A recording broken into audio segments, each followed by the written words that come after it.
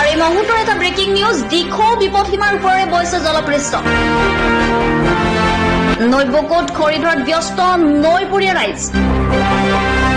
শিৱসাগৰত দিখৌ নদীৰ জলপৃষ্ঠ বৃদ্ধি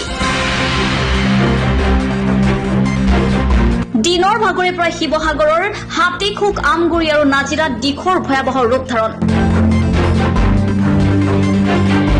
আৰু হঠাৎ বৃদ্ধি পালে দিখৌ নৈৰ জলপৃষ্ঠ বাঢ়নি পানী উটুৱাই নিলে বাঁহৰ দলং ফেনী ফুটুকাৰে বাঢ়িছে দিখৌ নৈৰ নিশাটোৰ ভিতৰতে ভয়াৱহ ৰূপ ধাৰণ কৰাৰ আগজাননী দিলে দিখৌ নদীৰ বাঢ়নি পানীয়ে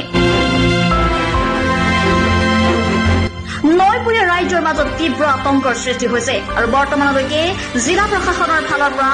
নাই কোনো সতৰ্কবাণী